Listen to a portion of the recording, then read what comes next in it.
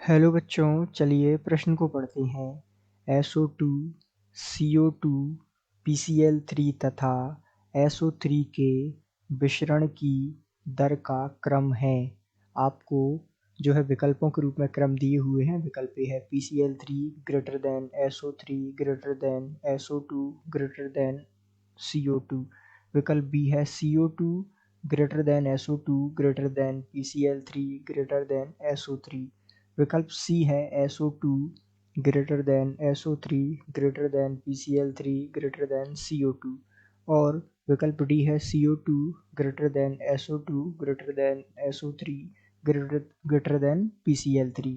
तो आइए बच्चों, मुख्य अवधारणा को समझते हुए हम इस प्रश्न को हल करेंगे और विस्तार पूर्वक इस प्रश्न के संदर्भ में चर्चा करते हुए सही विकल्प का चुनाव करेंगे। तो मुख्य अवधारणा में यहाँ हमें सबसे पहले क्या बताना है, विसरण की दर का क्रम बताना है। तो विसरण की दर का क्रम क्या होता है, ये बात समझने के लिए हमें मुख्य अवधारणा समझनी होगी, जो कि हम जानते हैं कि विसरण की दर अणुभार के वर्गमूल के व्युत्क्रमानुपाती होती है। अर्थात विसरण जो दर है, जिसे हम दर्शाते हैं R से, ये जो है अणुभार के वर्गमूल के व्युत्क्रमानुपाती होती है। अर्थात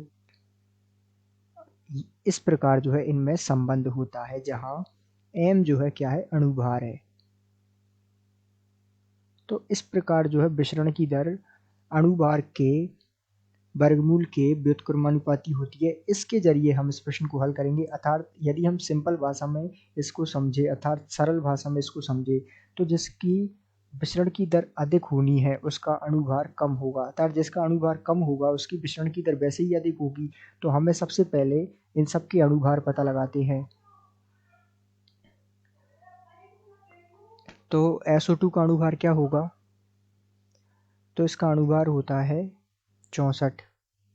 इसी प्रकार बात करें हम CO2 का, तो इसका होता है 12 प्लस 2 इंटू 16, तो इसका हो जाएगा 44।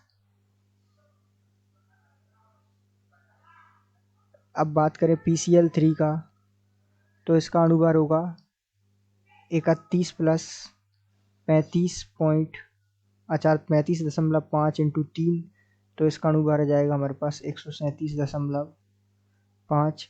अब बात करें SO3 के अणुभार की, तो ये देखिए 32 प्लस यहाँ हो जाएगा 16 इंटू 3, और इसका अणुभार आ जाएगा 80। तो सबसे कम अणुभार किसका है, MCO2 का। अर्थात तो हम कह सकते हैं इसकी विसरण की दर सबसे अधिक होगी। तो CO2 की विसरण की दर अधिक होगी, फिर SO2 की, फिर SO3 की, फिर PCl3 की। तो ये जो है विसरण की दर का क्रम आ जाएगा, क्योंकि हमने देखा कि जो R विसरण की दर है वो अणुभार के वर्गमूल के समानुपाती होता है। तो ये जो है इस संबंध में हमारे पास संबंध होगा। अब आइए विकल्प देखते हैं। तो ध्यान दीजिएगा, विसरण की दर का क्रम क्या होगा। विकल्प डी में जो क्रम दिया हुआ है CO2 greater than SO2 greater than SO3 greater than PCl3 जो है क्रम होगा। तो इस प्रकार हम कह सकते हैं कि दिए गए प्रश्न का सही उत्तर विकल्प डी है। आशा करते हैं आपको समझ आया होगा। धन्यवाद।